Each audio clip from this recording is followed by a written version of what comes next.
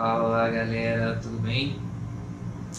Então estamos aqui hoje para mais uma live em que tema muito pedido, muito esperado, muito desejado pela maioria das frequentadoras da nossa página e também por muitas mulheres que me procuraram no consultório. Vamos começar testando a nossa conexão com vocês e o nosso aparato tecnológico. Vocês que estiverem me ouvindo, por favor, eu peço que coloquem aqui embaixo nos comentários se estão me ouvindo bem, mandem um oi de vocês, se possível digam aí de onde vocês são, de onde vocês estão participando. É importante vocês lembrarem, eu já venho anunciando aqui ao longo da semana, que vai ser muito importante para vocês participarem hoje com as dúvidas de vocês, tá? Então anotem direitinho, pensem direitinho ali nas dúvidas que vocês trouxeram para vocês não perderem, porque as dúvidas de vocês é que vão orientar a live de hoje. A gente vai funcionar de uma maneira um pouquinho diferente, tá? Então, primeira coisa é dizer se vocês estão ouvindo, tá? A primeira coisa é colocar aqui se vocês estão ouvindo, se está tudo direitinho. A segunda coisa é marcar aquela sua amiga que está sempre querendo saber, que está preocupada, que está grávida, quer engravidar, que está querendo alguma informação, está com medo, está com alguma dúvida em relação ao momento do parto. A gente tem muita coisa legal para falar aí hoje. Então vai marcando a galera, vai chamando as amigas. Juliana aqui está dando boa noite, a Rebeca falando lá de Barueri. Boa noite, Juliana, boa noite, Rebeca. Ana Carolina, amiga da Camila, provavelmente, acho que é a minha esposa que ela está falando aqui do Rio mesmo. Boa noite, pessoal. A Renata também já entrou aqui. A Camila, que é a minha esposa, acabou de entrar também, já deu um oizinho. Então, se vocês estiverem ouvindo bem, deem um ok aí, de vocês, acho que a conexão está toda direitinho, tá? A Júlia também já entrou, aqui do Rio de Janeiro.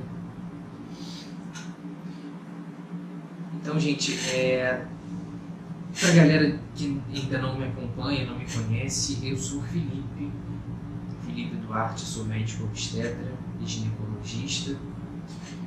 Falo para vocês aqui do Rio de Janeiro, minha formação médica é toda daqui do Rio.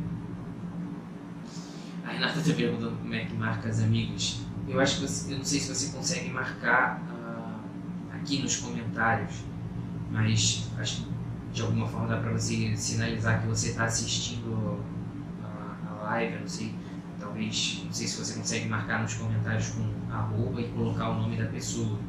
Acho que talvez é uma possibilidade. Mas como eu estava falando, eu tenho a minha formação toda médica aqui do Rio de Janeiro e a gente já tem esse projeto há um tempo, né, da página, com o objetivo de informar as mulheres sobre a saúde feminina de uma maneira geral. A gente já passou por vários assuntos aqui. A gente tem, a Rebeca está explicando aqui embaixo para apertar no aviãozinho, não é isso? E mandar para a galera. A Rebeca está esperta aqui na assessoria. E a gente começou com esse projeto da página, com essa intenção de confortar as mulheres, de orientar as mulheres em vários temas em relação à saúde da mulher. E é claro que uma das mais pedidas é sempre a dúvida em relação ao parto, né? E de fato a gente já fez uma live no ano passado ainda sobre aleitamento materno, a gente fez uma live sobre infertilidade esse ano, já fizemos uma live sobre abortamento, as principais dúvidas que as mulheres têm em relação a isso. Gerou também muito conteúdo, as mulheres continuaram participando durante muito tempo também.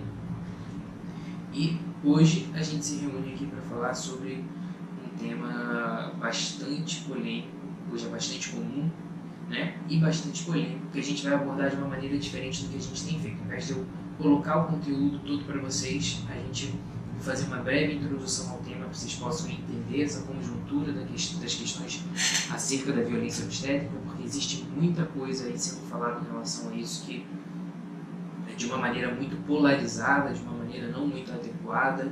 Tem muita gente que tem falado sobre esse tema como uma opinião pessoal e não como uma posição cientificamente comprovada, embasada. Então a gente hoje vai ter a oportunidade de conversar de uma maneira bastante franca, bastante direta, sem nenhuma hipocrisia, sem nenhuma frescura, sobre essa questão da violência obstétrica, o que de fato é real, o que de fato pode ser uma ameaça para a saúde da gestante, o que pode não ser. Então te convido para participar sem esquecer de colocar as suas dúvidas aqui ao longo dessa live, porque as suas perguntas, as suas dúvidas vão ser fundamentais para que essa live aconteça. O mais interessante é que você saia daqui com alguma informação útil, e o meu objetivo para você hoje é enrolar menos e orientar mais, explicar mais, de uma maneira que você saia daqui sem dúvidas e mais seguro em relação ao momento do seu parto. Tá bom? Bom, então hoje a gente vai tratar dessa maneira bem dinâmica, baseada nas perguntas de vocês. Mas primeiro eu trago a minha pergunta para vocês inicial, para que vocês possam responder aqui nos comentários. A pergunta inicial que eu quero trazer, na verdade, são duas. Né? Eu quero que você diga para mim se você pretende, de fato, tentar ter parto normal, ou se não pensa em ter parto normal de jeito nenhum, e, de fato, qual é o seu principal medo que te impede de querer ter parto normal, ou ainda que você queira, tenha essa intenção, do que é que você tem mais medo na hora do parto? Por que eu estou fazendo essa pergunta? Porque o medo e o trauma, junto com a desinformação, o medo e o trauma por algo que você viveu, ou por algo que alguma conhecida sua viveu, né? O medo de alguma informação que você recebeu, junto com a desinformação sobre alguns outros pontos importantes sobre o parto, junto com o sistema de saúde que não valoriza o parto normal, são provavelmente os elementos principais para criar esse contexto que nós vivemos hoje na sociedade, no Brasil e no mundo, que propicia, né, o surgimento da violência obstétrica de alguma forma. Então, como assim, né? Do que eu estou falando especificamente? Para você entender melhor essa conjuntura que a gente vive hoje dentro do nosso sistema de saúde, e quando eu falo sistema de saúde, a gente tende a pensar na nossa realidade do Brasil no SUS, sistema público. Mas sistema de saúde é tudo aquilo que envolve os serviços de saúde do nosso país. E a gente tem o setor público e o setor privado. E o setor privado, hoje, inclusive, é o que tem peso maior nessa situação que eu vou colocar para vocês agora.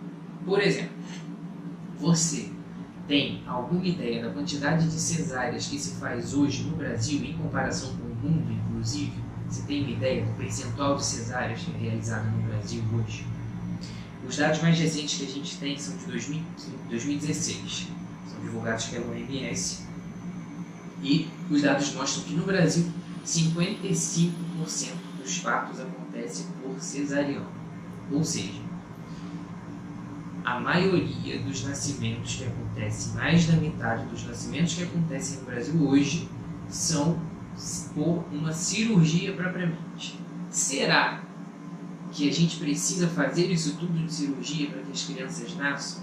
Pensando, por exemplo, que antigamente essa cirurgia não existia e a população mundial não foi dizimada por causa disso? Pois bem, para a gente pensar melhor nesse tema, a gente precisa olhar para ele de uma outra pergunta. O que é que a OMS, a Organização Mundial de Saúde, recomenda de que um país tenha de taxa de cesariana global, digamos assim? Qual é o total de cesarianas que deve ser feito do total de partos que acontece naquela determinada população? Pois bem, se no Brasil é 55%, o que a Organização Mundial de Saúde recomenda é que se tenha um percentual máximo de 10 a 15%. Isso é muito discrepante, né? E existe alguma coisa que faz com que a maioria das pessoas, como acho que a Kelly acabou de colocar aqui há pouco tempo, eu não vi aqui o nome, que a pergunta acabou de subir, mas alguém acabou de colocar aqui: ouvir falar muitíssimo mal do parto normal, né?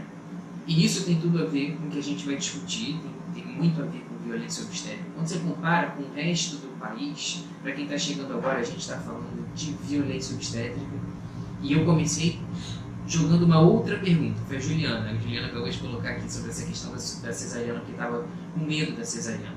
E eu comecei, antes de falar propriamente de violência obstétrica, puxei para um outro lado, que talvez as pessoas não tenham parado ainda para pensar. Do total de cesarianas que se faz no Brasil, 55%, quando a OMS recomenda 10 a 15%. E existe alguma coisa que está acontecendo aí nesse meio tempo, nesse meio do caminho, que está fazendo com que as pessoas queiram tanto a cesariana muito mais do que o parto normal. Quando você compara com outras regiões do mundo, por exemplo, se olha na Europa, a taxa de cesariana gira em torno de 25%. Na América do Norte, 32%. Na Ásia, 19%. Então, você olha, por exemplo, para a África, você já vê um percentual um pouco menor, de 7 a 9%. Mas não é que a África seja um exemplo de realização de cesarianas para o mundo inteiro. Na verdade, é que lá existe uma situação de carência muito grande do serviço de saúde, e nem precisando as mulheres muitas vezes conseguem ter assistência cesariana.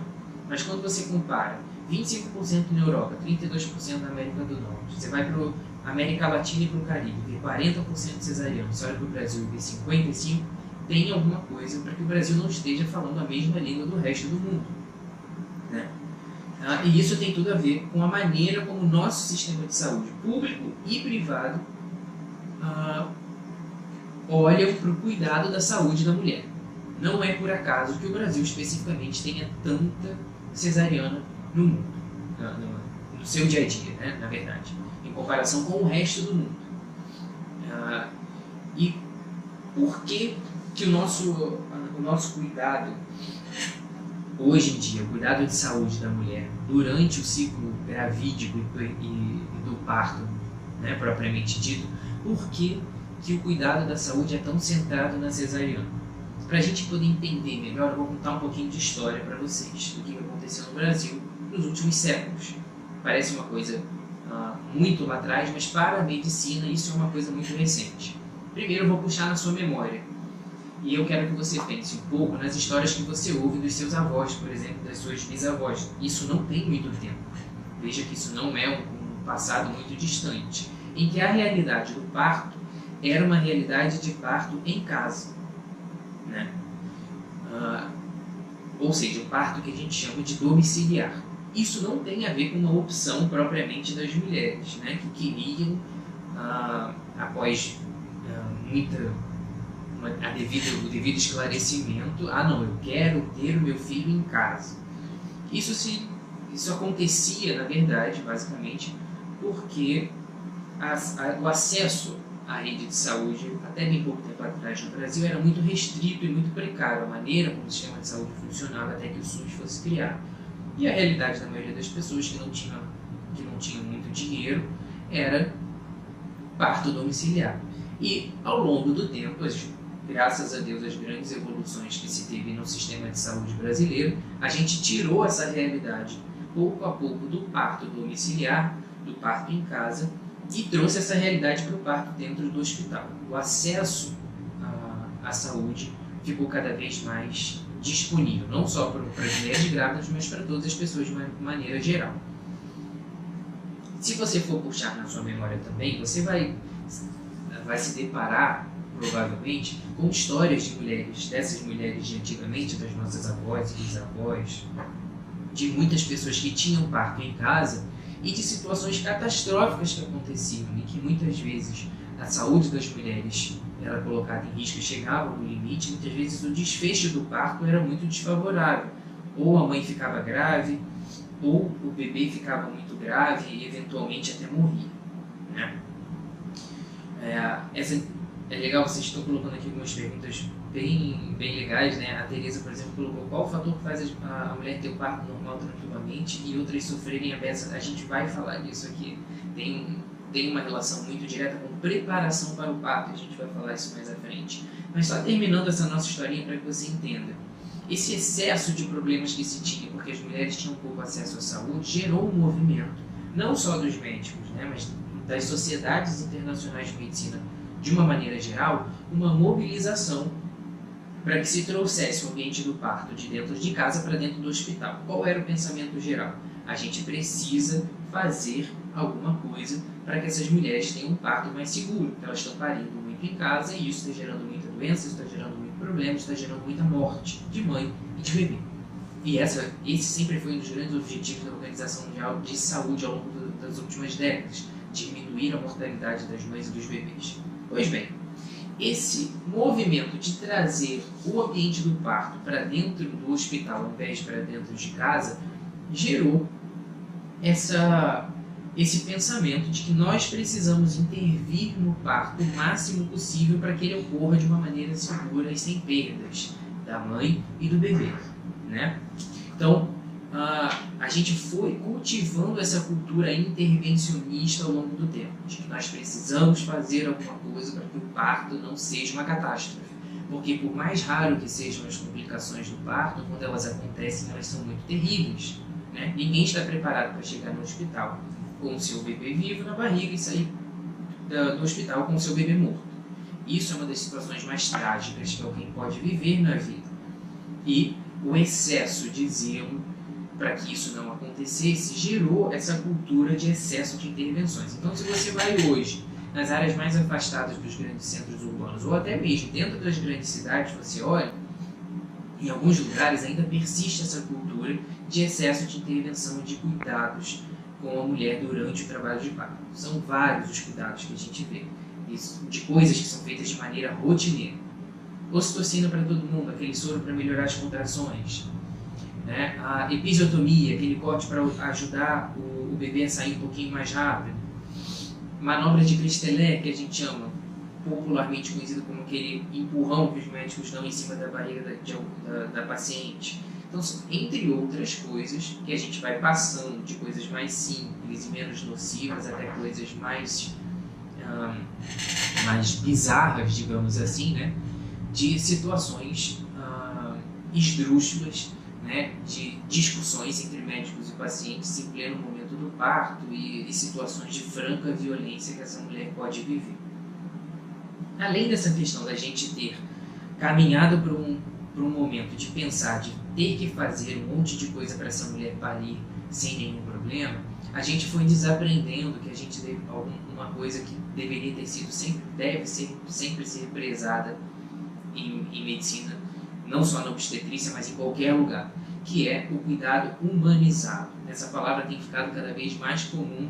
Tocar nesse assunto é sempre muito polêmico, porque quando a gente fala em humanização, as pessoas pensam em exageros, e isso não tem nada a ver com nenhum exagero de não se fazer nada durante o trabalho de parto, mas a humanização foi essa campanha recente do Ministério da Saúde de melhorar o cuidado da mulher para que ela deixe de ser vista como um número, como uma estatística, e passe a ser vista como uma pessoa que tem as suas ansiedades. Você já deve ter visto muitas pessoas compartilhando isso, falando que o paciente, em muita maternidade hoje em dia tem escrito isso, o paciente não é só o paciente, ele é o amor de alguém. E isso é muito verdade. Quando a gente deixa de olhar para aquele paciente como uma estatística, a gente passa a olhar ele como uma pessoa, a gente passa a entender que ele tem medo, que ele tem desejos, que ele tem expectativas, que ele tem ansiedades, e você tem que trabalhar com isso e individualizar o seu cuidado para cada paciente, que às vezes o que alguém acha que é um parto ótimo, alguma outra mulher não vai achar, né? E a outra parte tem tudo a ver com a pergunta que a Rebeca acabou de falar aqui, que é: o parto normal é indicado quando a gestante apresenta hipertensão no final da gestação? Pois bem, existem vários problemas que a gestante pode enfrentar ao longo da gravidez e que podem até, de certa forma, contraindicar o parto. Mas no meio desse pensamento exacerbado de querer resolver tudo da maneira mais rápida possível, para que a mulher não tenha nenhum sofrimento, para que o bebê não entre em sofrimento, a gente passou até essa cultura de que a cesárea vai resolver tudo, né? E aí a humanização, essa campanha de humanização do parto, seja ele normal ou cesariana, porque humanizar o parto não quer dizer fazer parto normal sempre, existem indicações de cesárea, mas atualmente esse movimento de hospitalização das pacientes, que parto é perigoso, parto é perigoso, parto é perigoso, tem que ser feito no hospital, gerou esse pensamento simultâneo de que a gente tem que operar todo mundo sempre. Se a gente está na dúvida, opera, para evitar que aconteça alguma catástrofe. A Kélia, eu citei o empurrão, a Kélia até comentou aqui agora. Eu tive parto cesárea e ganhei esse empurrão. Não senti dor, não entendi, mas incomodou. Senti meu bebê empurrado. Isso é uma coisa importante, né? Porque faz parte da técnica de cesariana esse empurrão no bebê para ele poder nascer. Então, se vocês vejam como isso é muito importante, esse papel de orientação da mulher para que ela se prepare para o momento do parto, e a gente vai falar disso no final, porque esse é um dos pontos principais quando a gente fala em violência obstétrica. Né? A Rebeca está perguntando se existe um número máximo de cesáreas possíveis. Não existe um número máximo de cesáreas possíveis, mas quanto mais se abre a barriga uma vez em cima da outra, mais cicatrizes você está fazendo, o risco maior de você causar uma lesão de algum órgão dessa paciente, porque aquele abdômen intacto que nunca foi operado tem os seus órgãos organizados de uma maneira X, e toda vez que você abre e cria uma cicatriz, ele bagunça aquela arquitetura, e quando você abre a próxima vez, você às vezes não sabe mais onde está. Onde está o útero, onde está a bexiga, onde está o intestino. E especificamente na questão da cesariana, quanto mais você corta o útero uma vez em cima do outro, mais fino ele fica naquela região da cicatriz, não é o risco dele romper. Mas, como eu estava falando para vocês, a gente criou muito essa expectativa, esse pensamento de que cesárea vai resolver tudo, né? E quando a gente olha para a recomendação do OMS de que a gente não pode passar de 10 a 15% de cesarianas naquela determinada população, porque operar todo mundo não resolve a vida das pessoas e aumenta a mortalidade materna e a mortalidade dos bebês, a gente tem que parar para pensar que existe alguma coisa errada nessa condução do parto. E é justamente isso, a humanização do parto. Além desse movimento de humanização do parto do Ministério da Saúde, além de individualizar o cuidado da mulher e olhar para ela como uma pessoa e não como um número, o outro pilar desse movimento de humanização é usar a evidência científica de maneira criteriosa. Em outras palavras, não fazer nada durante o parto que não vá, de fato, ajudar a paciente. Então, assim, se você vai fazer uma episiotomia, que é aquele corte que algumas mulheres estão perguntando aqui também, muitas estão perguntando, um dos meus maiores medos do parto normal é o possível corte, que a Kelly está perguntando aqui também. Se você vai fazer episiotomia, fazer a episiotomia com indicação. Antigamente se fazia de rotina da episiotomia, né? Todo mundo que ia para o parto normal se fazia aquele corte no períneo para ajudar o bebê a sair. Qual era o pensamento? A vagina tem um tamanho X, a cabeça tem um tamanho Y, que é maior. Se ela for passar ali, ela vai rasgar a pele de uma maneira aleatória, vai causar um trauma naquela região e machucar muito mais a mulher. Então vamos fazer esse corte reto, orientado, para que a gente possa fechar bonitinho e ficar assim e prevenir as lacerações piores no períneo da mulher. Hoje já se sabe que não é assim, e que a episiotomia de maneira rotineira não muda o desfecho das lacerações, não muda a sensação de dor da paciente. Então o corte natural que a cabeça do bebê faz, na maioria das vezes, é um corte menor, pequeno e com menos dor, tá? A Ana está perguntando aqui, se quase sempre tem que cortar, porque é melhor do que correr o risco de rasgar. Na verdade, não. É justamente o contrário. Na grande maioria das vezes, durante o parto, o bebê sai espontaneamente, fazendo um pequeno corte aleatório na vulva da mulher. E esse corte, em geral, é menos doloroso e gera menos complicações depois do parto. Acontece que em algumas situações específicas esse corte pode ser necessário para abreviar o parto. E isso vai depender muito mais da experiência do médico que está ali conduzindo aquele parto do que de uma indicação rotineira, de certa forma. Então, é muito importante que você converse com o seu médico para que ele possa te explicar isso, né? Eu já passei por situações em que houve a necessidade de fazer a episiotomia, passei, mas foi a exceção da exceção da exceção. Eu conto nos dedos de uma ou duas mãos no máximo as vezes em que eu tive que fazer, e eu já trabalhei e trabalho ainda na maternidade que tem o maior fluxo de partos normais do Rio de Janeiro, e eu digo com tranquilidade que fazer episiotomia é exceção da exceção da exceção. Eu trabalhei em duas grandes maternidades de maior fluxo do Rio de Janeiro. Uma delas é a que tem mais parto normal da cidade do Rio de Janeiro inteira, né? Uma das duas que tem mais, na verdade, e a gente não faz isso de maneira rotineira, e é exceção, e a grande maioria dos cortes que acontece é supernatural e pequeno, né? Mas, de fato, existem indicações precisas para a grande maioria dos procedimentos que a gente tem que fazer durante o parto, seja colocar ocitocina, seja fazer episiotomia, seja qualquer outra coisa. E quando a gente está falando de determinar, de fazer esse plano do parto, do que vai ser feito para o parto, a gente tem que ter o pensamento como médico e como paciente de criar essa relação de confiança, né? Em que sentido? De que quando a gente está falando do que a gente vai fazer no parto, a gente precisa colocar as duas coisas, os dois lados numa balança. De um lado, o paciente que está sentando no consultório para conversar com o médico e está trazendo todas as ansiedades dela, né? As expectativas, o que ela quer para o parto, e do outro lado, na minha posição, por exemplo, como médico, trazer para ela o que é seguro, o que não é, o que dá para fazer, o que não dá, o que não precisa ser feito nunca, né? E, da mesma forma, explicar que o parto é uma coisa dinâmica. Então, a gente pode conversar em várias consultas de pré-natal como é que funciona o parto, e chegar na hora acontecer alguma intercorrência, algum problema, que o parto tenha que ser acelerado e outras coisas tenham que ser feitas, né? A maioria dos partos vai funcionar sem ocitocina? Vai. Vai funcionar sem episiotomia? Vai. Aquele empurrão que a gente rotineiramente fazia na barriga das mulheres para ajudar o bebê a sair no final do parto normal. Antigamente todo mundo fazia. Hoje em dia está totalmente contraindicado, porque existem alternativas para se ultimar o parto, né?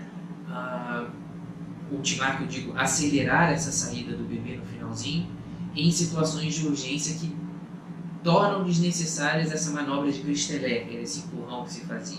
E isso tudo tem que ser conversado com a paciente. Coisas que podem ser feitas, coisas que não necessariamente vão ser feitas e coisas que nunca vão ser feitas, né?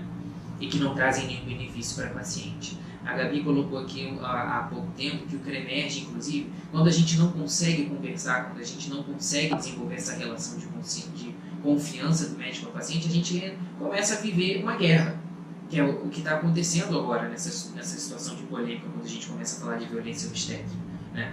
De um lado estão os que defendem a medicina mais tradicional na hora do parto, de um outro as pessoas que estão querendo introduzir essas inovações e melhorar a qualidade da assistência obstétrica, e no meio disso a paciente, totalmente confusa, sem saber para onde ela vai.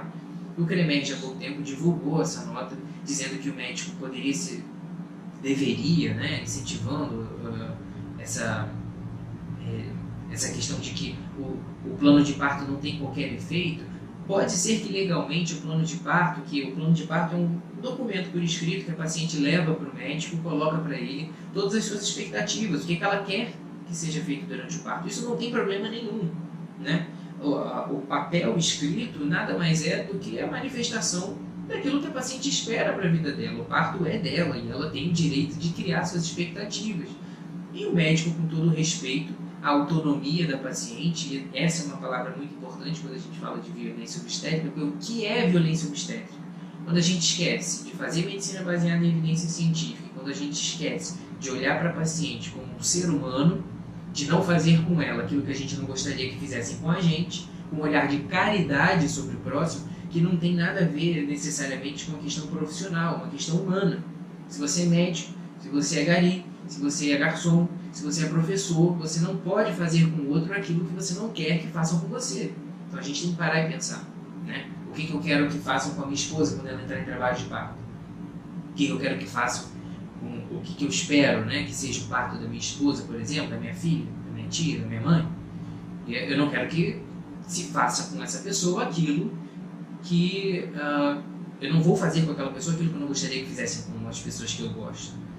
Então, a humanização, trocando em miúdos, é isso. né? A gente tem que olhar com caridade para o próximo e respeitar, né, esse momento da paciente, mas sempre conscientizando e tendo responsabilidade médica de puxar, na minha condição de médico, por exemplo, obstetra, puxar para mim essa responsabilidade de orientar a paciente de que nem tudo, às vezes, vai acontecer como a gente espera.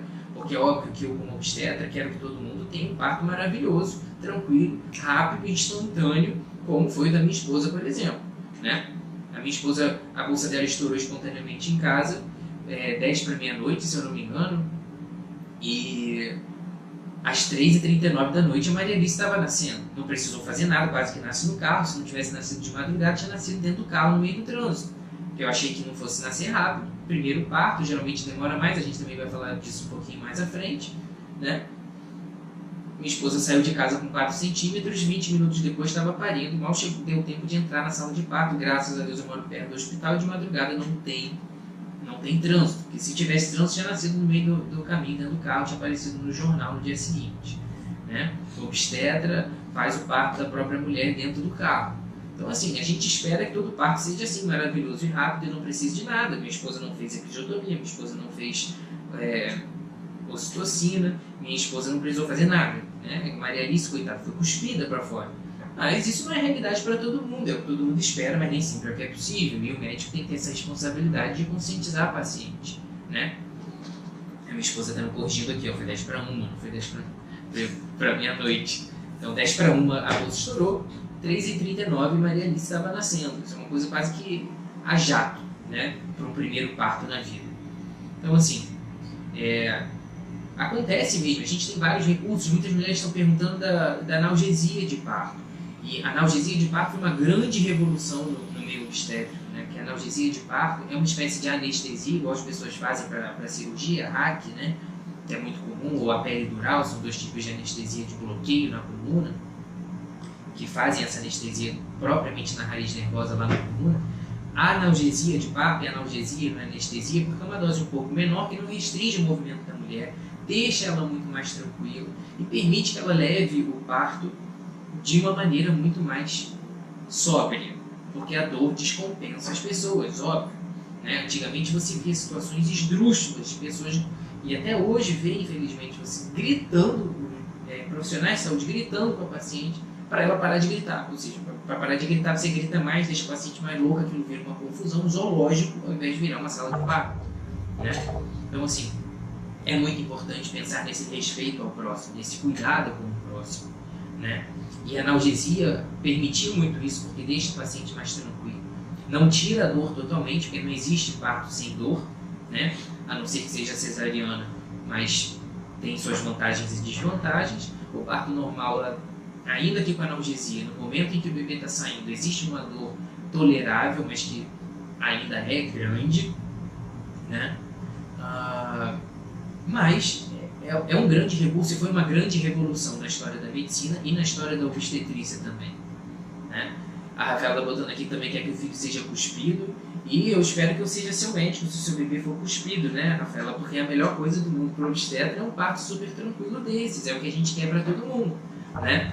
E não necessariamente isso acontece sempre. A gente tem que ter essa tranquilidade de saber que quando o médico precisar ele tem que intervir, mas ele tem que explicar para a paciente, né? Ele tem que dar uma satisfação para a paciente, porque aquilo que ele faz vai ser feito no corpo dela. Então, se você tiver que fazer uma episiotomia, conversar com a paciente.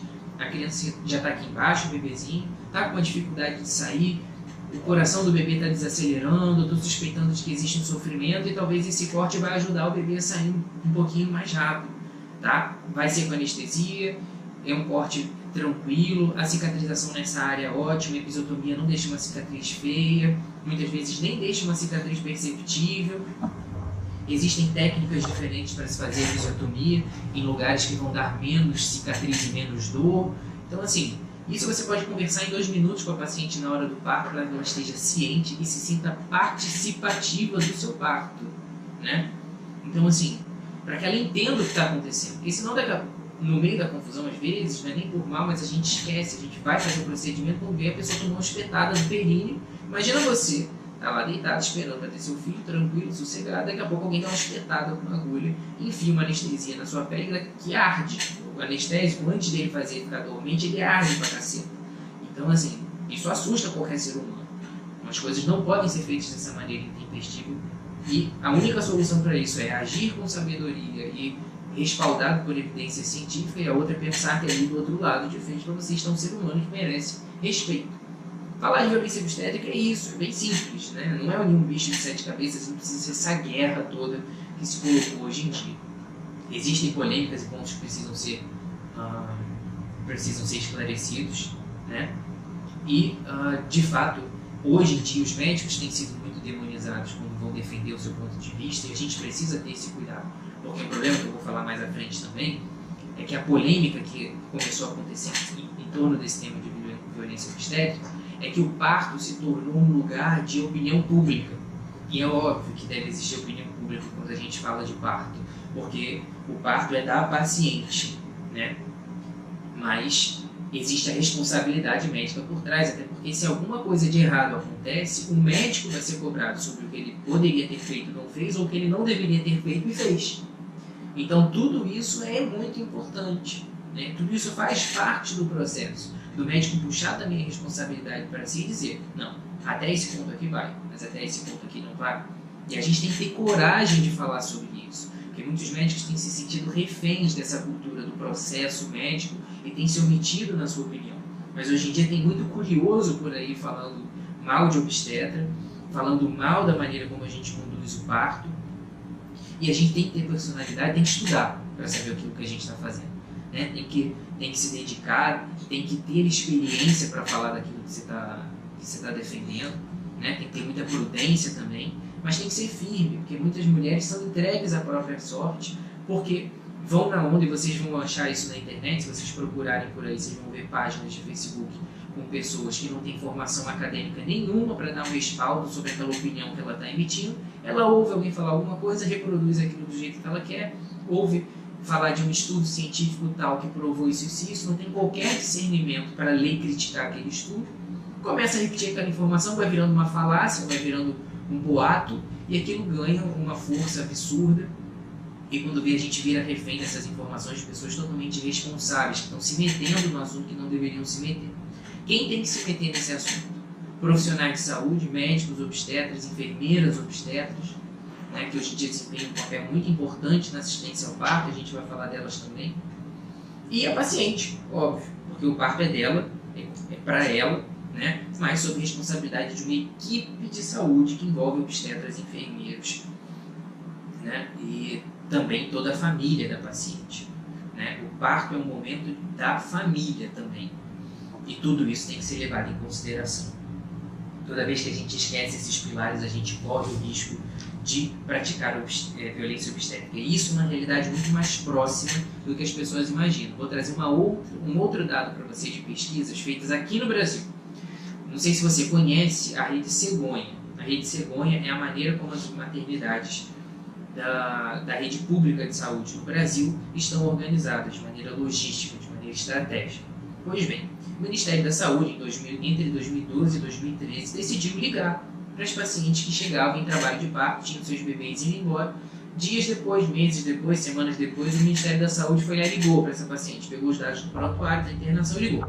Fulano, como é que foi a sua experiência no hospital? Foram 100 mil pessoas que responderam essa pergunta, isso é muita coisa, né?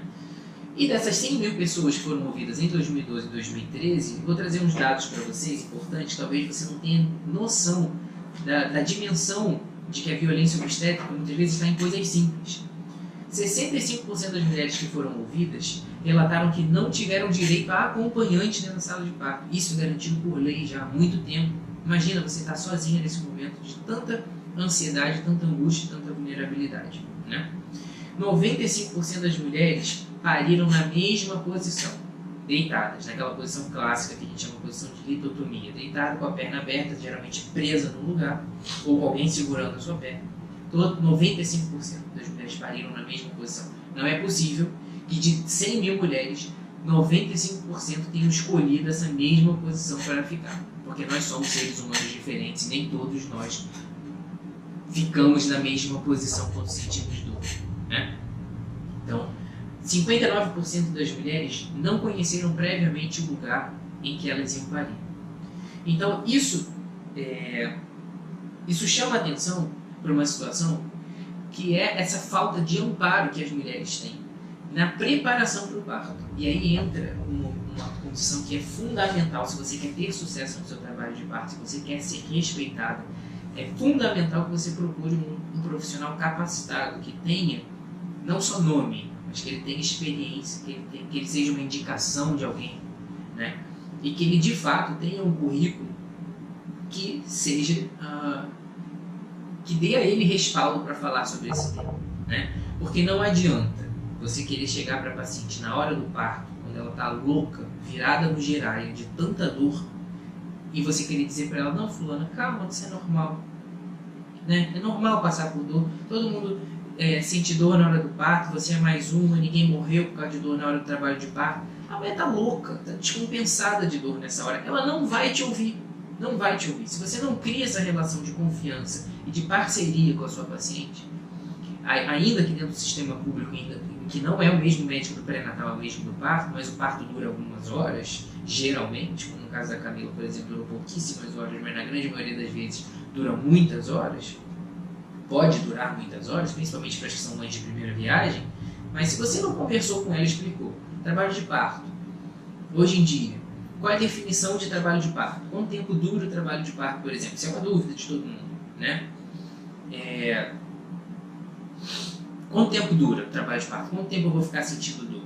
Não sei. Se você me pergunta isso hoje no consultório, eu te digo que não sei. Existem maneiras que a gente tem para acelerar o curso do parto, e isso pode ter necessidade ou não, né? E a necessidade da paciente, a exaustão da paciente, o medo da paciente também são importantes nessa decisão, né? Tem pacientes que querem deixar que a coisa evolua de uma maneira mais natural, mais demorada, com menos intervenções. Tem mulheres que têm pouca tolerância à dor, que não estão aguentando, e que se o parto for prolongado demais, ela não vai querer mais, ela vai preferir uma cesárea. E existem medidas que a gente pode fazer, naturais ou não naturais, para estimular as contrações e acelerar o parto na hora que ela entrar em trabalho de parto. E entrar em trabalho de parto é um processo demorado. Então, as suas últimas semanas de gravidez podem ser muito dolorosas. Pode demorar para você chegar a ter uma dilatação efetiva, com contração regular, e começar a ter, de fato, um trabalho de parto. Pode ser que você tenha contração, às vezes, de 5 em 5 minutos, 10 em 10 minutos por semana, e a sua dilatação não mude. E isso não quer dizer que o bebê vai entrar em sofrimento, não quer dizer que vai ser um problema. Não necessariamente, isso tem que ser avaliado de caso a caso. E se você não conversou sobre isso com a mulher nas últimas consultas de pré-natal, quando ela começar a sentir isso, não adianta querer explicar, porque ela já vai estar insegura, com medo, porque que ninguém me falou isso antes, eu não sabia que era assim, se fosse assim eu não queria, entendeu? Então a orientação da paciente é fundamental, né?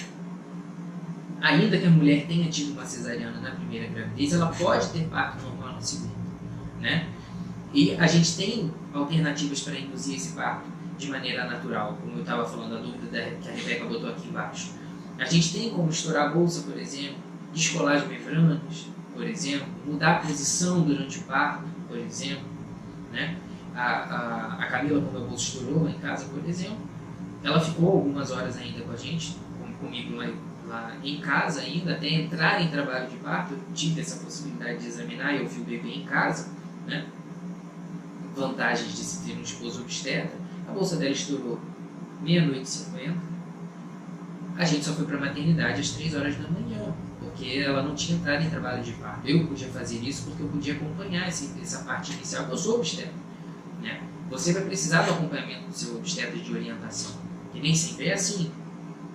Mas a coisa pode demorar, e não necessariamente, por exemplo, quando a bolsa estoura, você vai entrar em trabalho de parto espontaneamente, como a Camila entrou, né? E nesse período, até ela entrar em trabalho de parto efetivamente, quando ela começou a ter bastante contração e atingiu 4 para 5 centímetros em casa, foi embaixo do banho, com água morna, e eu fazendo massagem lá, com óleo de massagem, entendeu? E isso não tem nada de tecnologia de parto, né? Isso não é remédio, e ajudou pra caramba a pelve dela relaxar, a Maria Alice encaixar mais rápido, o parto evoluir mais rápido. Ela aliviou a dor dela, não deixou de sentir dor, que foi bastante. Ela vai dar o depoimento dela aqui depois para vocês, mas foi bem menos do que ela sentiria, e teve muito mais tranquilidade, e já foi para o hospital quase ganhando, né? A ideia é que ela chegasse ali no meio do caminho, 5 para 6 centímetros, ela chegou quase aqui com a Maria ali saindo perna abaixo, né? Mas eu não fiz um remédio, não fiz uma intervenção, nada. Foi banho morno e massagem com óleo de massagem em casa. Isso é tecnologia cara? É difícil de fazer? Não, mas as pessoas precisam ter conhecimento de que isso funciona, de que isso resolve, e que nem tudo em medicina é remédio. É espetar, é injeção, entendeu? É empurrar, é puxar, é apertar, e a gente precisa ter essa tranquilidade, né? Então é importante você procurar um médico que possa construir uma relação de confiança com você.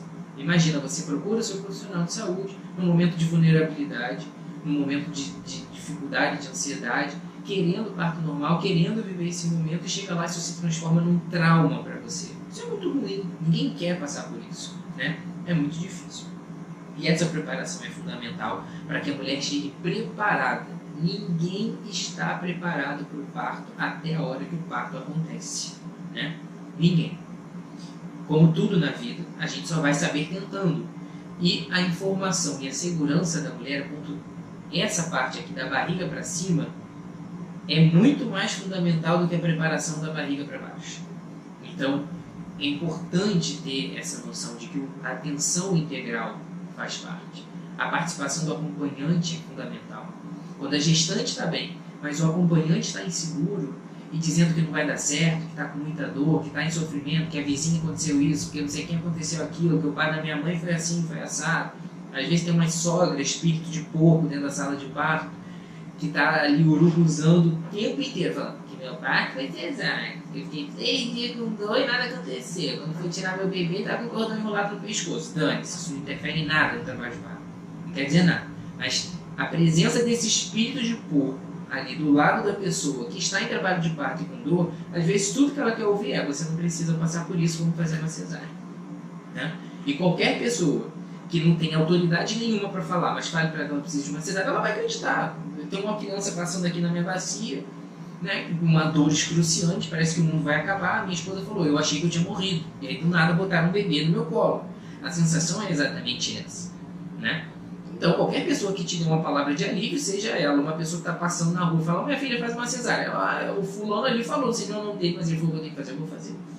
Então, a preparação psicológica é muito importante. Essa conexão da paciente com o médico é muito importante para que quando ele fale, ela entenda que ele está falando por cuidado e não por conveniência dele, né?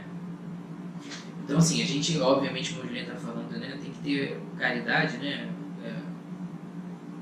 E tem que tratar assim, com muito carinho a sogra, espírito de porco, mesmo quando ela está dentro da sala de parto, porque, coitada, ela teve uma experiência ruim, não teve a oportunidade de ter sido orientada, mas, né, muito ajuda quem não atrapalha. Então, a escolha do acompanhante que vai estar dentro da sala de parto é fundamental.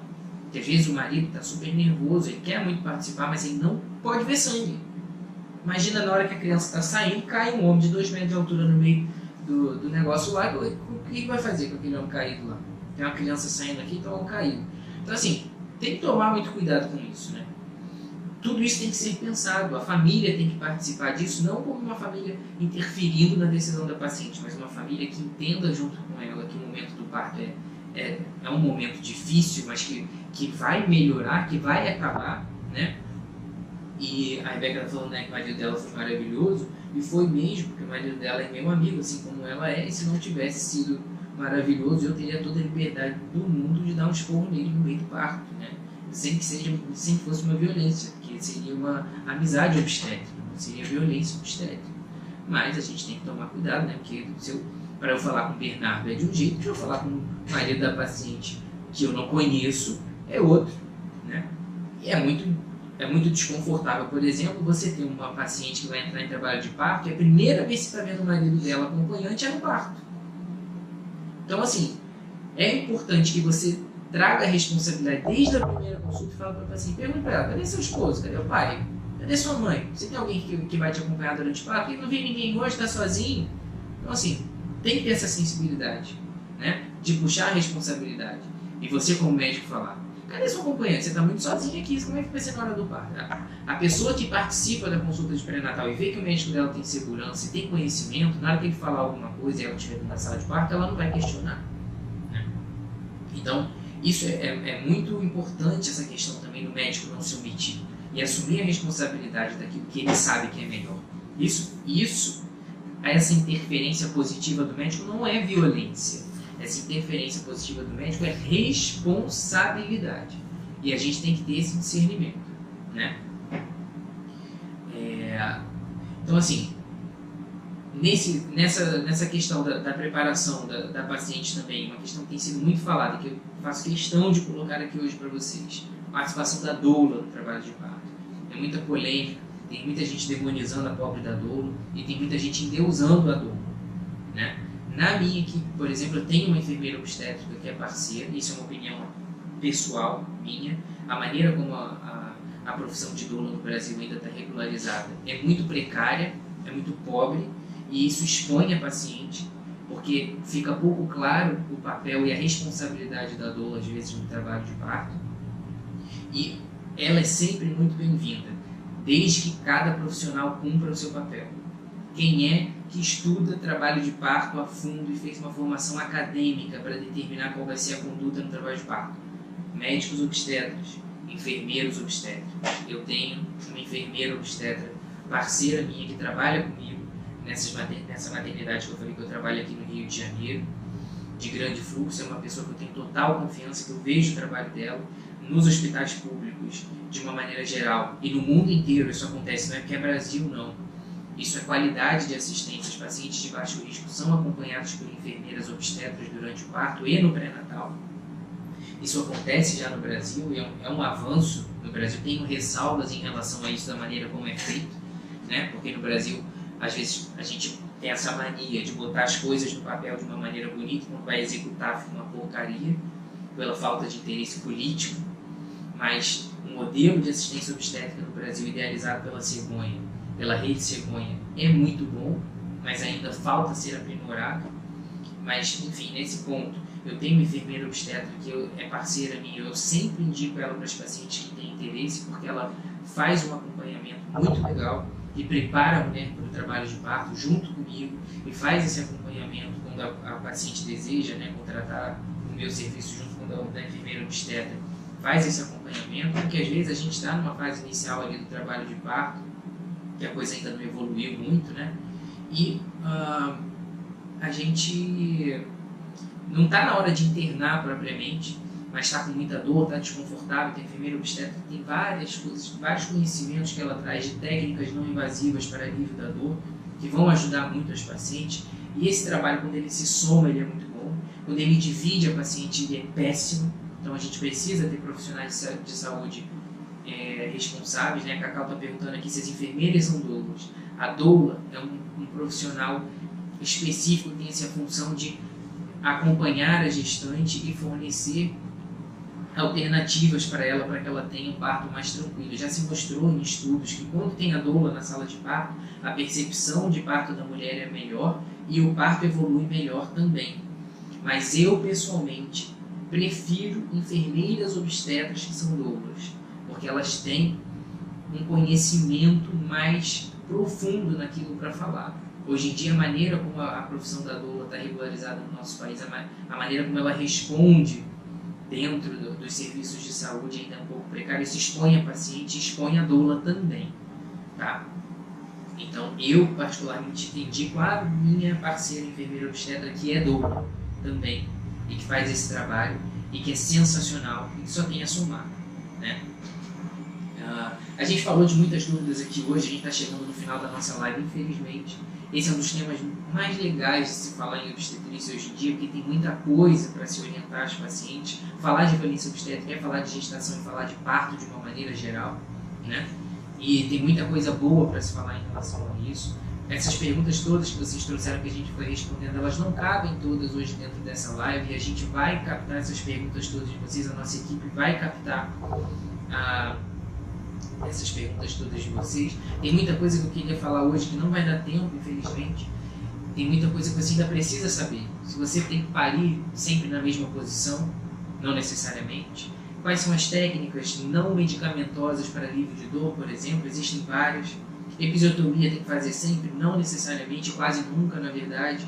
São temas muito muito extensos para a gente falar aqui hoje. Provavelmente na semana que vem a gente vai ter uma live só para tirar dúvidas de novo. E essa live vai depender da participação de vocês. Então, as dúvidas que vocês vão mandar, a participação de vocês, as pessoas que vocês vão trazer para a nossa próxima live. Então, é fundamental que a participação de vocês seja grande para que a gente transforme isso numa coisa produtiva, né? Hoje a participação de vocês foi super legal. Eu agradeço muito todas as perguntas que vocês colocaram. A gente vai abrir para perguntas no Instagram, aquelas perguntas livres ali que você pode colocar e eu respondo lá ao longo do dia. Fiquem de olho e provavelmente nessa semana eu também vou divulgar o dia da nossa próxima live só de tirar dúvida. Não vou chegar trazendo informação nenhuma. Vou abrir, vou sentar aqui e ficar de frente para vocês, vocês vão me perguntar e eu vou responder. Porque tem muita coisa que a gente ainda não falou, né? Como é que funciona essa dimensão na hora do parto normal, quando que a gente tem que internar, o que é trabalho de parto, o que não é, quanto tempo dura, quanto pode durar com analgesia, sem analgesia, o que pode, o que não pode na hora do trabalho de parto, né? Todo mundo tem que fazer ocitocina, qual é a melhor posição para você parir. Tudo isso envolve violência obstétrica e envolve a humanização do parto, né? E esse assunto merece ser tratado de uma maneira bem mais honesta, bem mais franca, bem mais sóbria, na verdade, do que as pessoas têm lidado com o assunto ultimamente. E com muito mais responsabilidade também. Falta muita informação, mas eu peço que para a gente poder atingir mais mulheres, para que a gente possa responder mais dúvidas e ter uma maior participação, divulguem para as amigas, chama todo mundo,